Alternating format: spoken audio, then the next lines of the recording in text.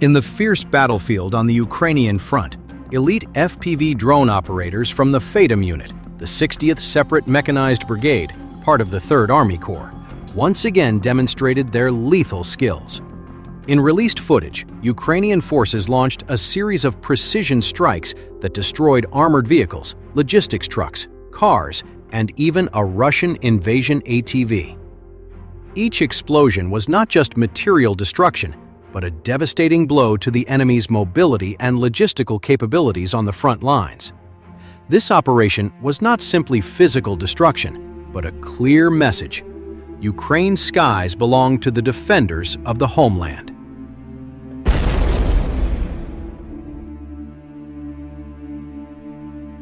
From a height, the FATUM Unit's drone camera captured a Russian convoy moving cautiously along an open trail amidst a vast green meadow. A light armored vehicle, LAT, accompanied by infantry and likely support vehicles, was seen attempting to flee. With cool precision, the Ukrainian operator aimed the drone at the primary target. A powerful explosion sent flames and thick black smoke into the sky. The lead vehicle immediately burst into flames, leaving a trail of smoke that signaled the invasion's failure. The accompanying infantry scattered in panic, while flames continued to devour the armor, and an entire enemy logistics unit was wiped out in seconds.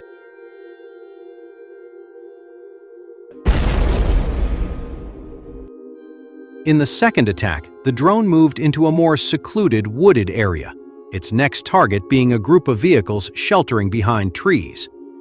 The FATUM unit flew the drone over the forest, and the target spotted by the operator directly struck the enemy vehicle.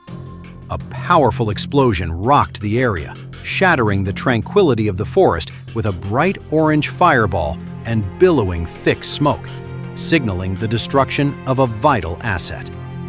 Footage showed flying debris and flames continuing to consume the wreckage. This attack effectively destroyed the enemy's hidden position, proving that no place is safe for Russian troops from the eyes and fangs of Ukrainian drones.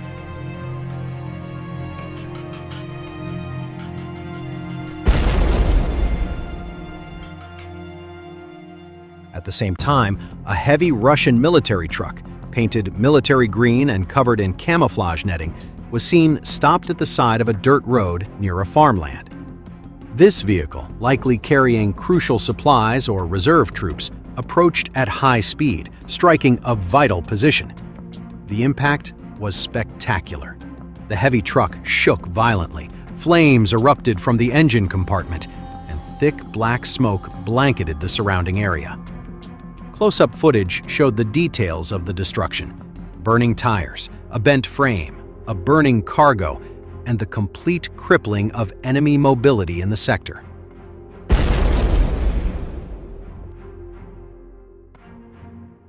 Amidst the dense trees, a Russian soldier rode a quad bike, ATV, for quick mobility. This light but important target was immediately hunted. A FATUM Unit FPV drone zoomed in, striking with precision. A small but deadly explosion detonating at the scene, causing the ATV to disintegrate and bounce.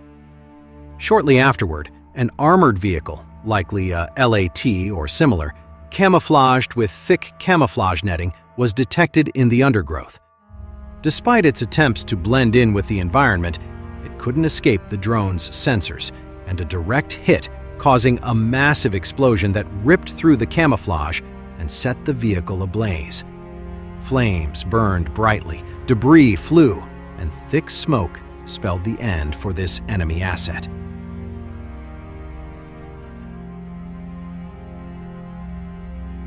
The cover strike targeted a vehicle carrying military equipment and fuel, PMM. In a wooded area, the drone closed in and struck the target with a devastating impact. A powerful explosion followed by a fiery red flame that quickly spread, incinerating fuel and equipment. This attack not only destroyed the vehicle, but also wiped out vital enemy logistics, leaving Russian forces short of supplies in already difficult terrain. In a short time, The FATUM heroes of the 60th Brigade managed to toast dozens of Russian assets, from armored vehicles to light vehicles. Each strike demonstrated the high professionalism, precision, and indomitable spirit of the Ukrainian forces, and each invasion would be paid dearly in fire and scorched iron.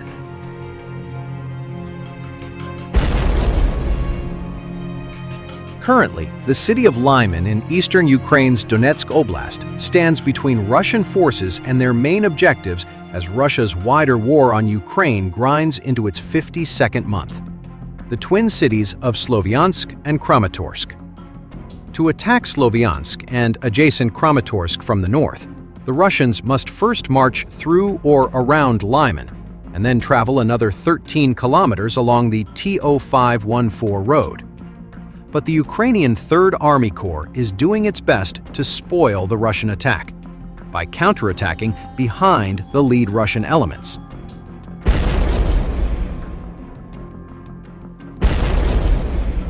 Since late May, it's been a successful strategy for the Ukrainians.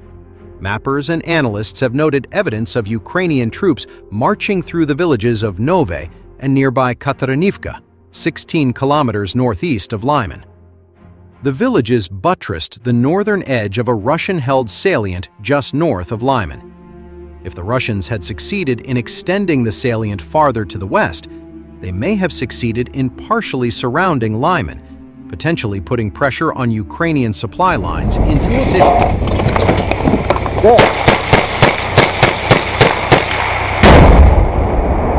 The Ukrainian counterattacks along the northern edge of the salient around Nove and Katarinivka did to the Russians north of Lyman what the Russians were trying to do to the Ukrainians in Lyman: threaten their supply lines. Now the Russians are reeling, and Ukrainian troops are pushing back against the westernmost edge of the salient. Analyst Andrew Perpetua claimed he logged Russian social media posts, which he explained have since been deleted, that purportedly indicated meaningful Ukrainian advances at multiple points around the tip of the salient.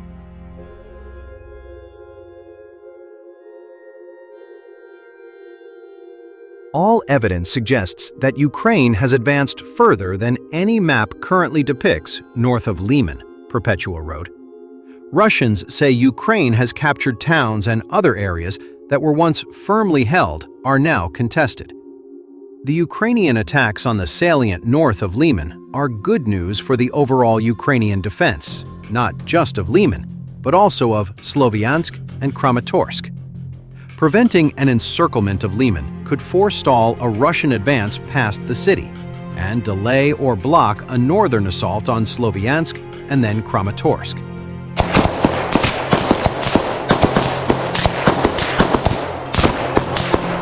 Southern approach. That doesn't mean the Russians won't march on Kramatorsk and Sloviansk from another direction. Having occupied the ruins of Pokrovsk and neighboring Mirnohrad early this year, the Russians are now staging for a southern assault toward Kramatorsk and then Sloviansk. But the most direct route along the H-20 highway is blocked by the Ukrainian garrison in Kostyantinivka, 15 kilometers south of Kramatorsk. Here, the Russians are enjoying much greater success than they are around Lyman. Successfully pushing the disputed gray zone north until it fully encompassed Kostyantinivka, the Russians can now infiltrate the city from several directions.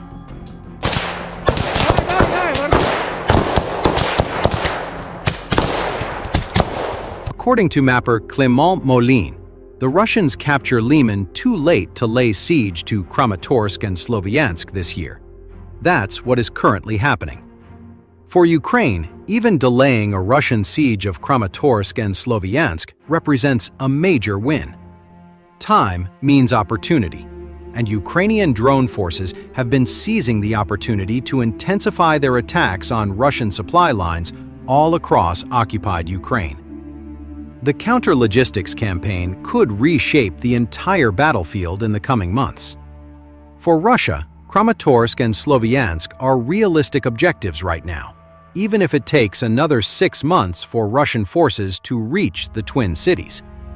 That could change as Ukraine continues fraying